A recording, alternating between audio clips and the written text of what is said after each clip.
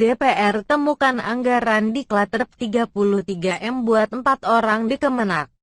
Anggota Komisi 8 DPR RI dari fraksi Partai Gerindra Abdul Wahid mengungkap terdapat anggaran program pendidikan dan pelatihan diklat pada rencana anggaran dan program dalam pagu indikatif era APBN untuk Kementerian Agama tahun 2021 sebesar Rp 33 miliar untuk 4 orang. Hal itu ia utarakan saat menggelar rapat kerja antara Komisi 8 dengan Menteri Agama Fahrul Razi di Kompleks MPR DPR, Senayan, Jakarta, Jumat 26/6. Kami lihat ada di rincian ada biaya diklat. Ada biaya diklat 4 orang yang biayanya tak masuk akal sebesar Rp 33 miliar, kata Abdul. Tak hanya itu, Abdul juga menemukan poin anggaran lain tak masuk akal dalam RAPBN Kemenak. Di antaranya anggaran Rp 17 miliar bagi program pendidikan tenaga teknis keagamaan yang diperuntukkan bagi 5 orang. Ada itu Pak Menteri, coba dilihat halaman 19 dan 20, mohon diperjelas.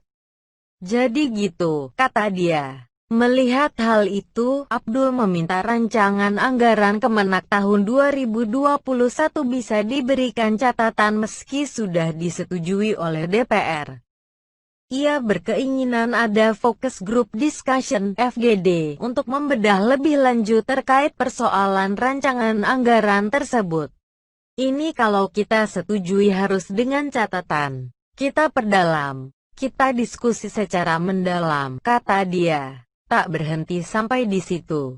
Wakil Ketua Komisi 8 Ihsan Yunus juga menemukan terdapat poin anggaran pembayaran bandwidth jaringan pribadi virtual (VPN) untuk Satuan Kerja Kesekjenan Kemenak.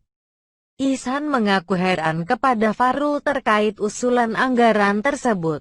Ia menilai VPN kerap kali digunakan oleh seorang peretas untuk membuka situs yang sudah diblokir oleh pemerintah. Setahu saya VPN untuk meretas atau masuk ke situs-situs yang tak diperbolehkan pemerintah Indonesia. Ya maaf kalau masuk film porno itu bahaya Pak.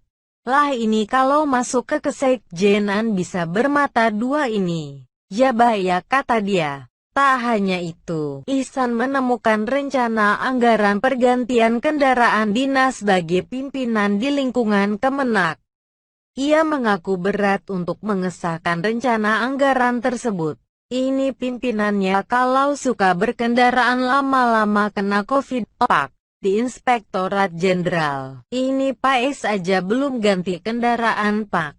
Ini diperhatikan betul Pak, kata dia. Sebelumnya, Fahrul mengajukan tambahan anggaran sebesar Rp 3,836 triliun untuk Kemenak dalam RAPBN tahun 2021. Ia menyatakan sudah mengajukan anggaran kepada Menteri Keuangan sebesar Rp 70.510 triliun untuk tahun anggaran 2021. Meski begitu, Kemenak hanya mendapat pagu anggaran indikatif oleh Kemenkeu sebesar Rp 66.673 triliun untuk tahun 2021. Komisi 8 DPR RI menyimpulkan pihaknya menolak rencana anggaran dan program dalam pagu indikatif RAPBN untuk Kementerian Agama tahun 2021.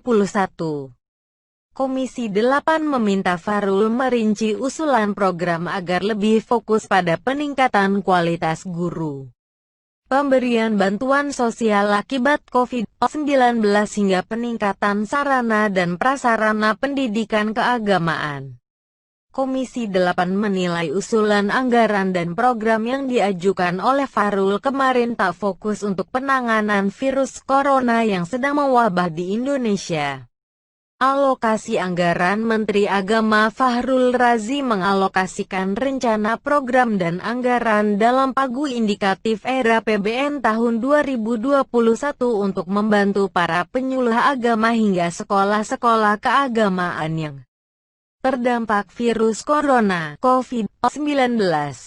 Hal itu ia sampaikan usai Komisi 8 tak menyetujui rencana anggaran dan program dalam pagu indikatif era APBN untuk Kementerian Agama tahun 2021. Kemenak mengarahkan untuk menyesuaikan konten layanan output yang dilaksanakan agar mampu menyesuaikan dengan dampak COVID-19 yang kemungkinan masih dirasakan pada tahun 2021, kata Fahrul. Fahrul lantas merinci 4 program besar Kemenak untuk membantu pelbagai pihak dan sektor yang terdampak COVID-19 pada rencana anggaran tahun 2021. Pertama yakni Kemenak mengalokasikan anggaran bantuan operasional sekolah BOS agar bisa dimanfaatkan secara leluasa oleh Sekokah.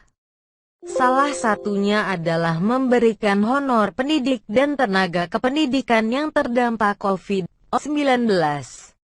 Lalu kedua memberikan bantuan kepada rumah ibadah, khususnya pada masa kenormalan baru, kata Fahrul. Selain itu, Fahrul mengalokasikan anggaran untuk memberikan bantuan pada lembaga pendidikan keagamaan, khususnya untuk pembelajaran jarak jauh menggunakan teknologi informasi. Kemudian terdapat alokasi anggaran bantuan pada para penyuluh agama. Ia menyatakan bantuan itu khususnya untuk menunjang penggunaan media alternatif dalam penyuluhan agama. Tapi saya kira belum akan cukup untuk kita lakukan lebih efektif lagi di tahun ini, kata dia.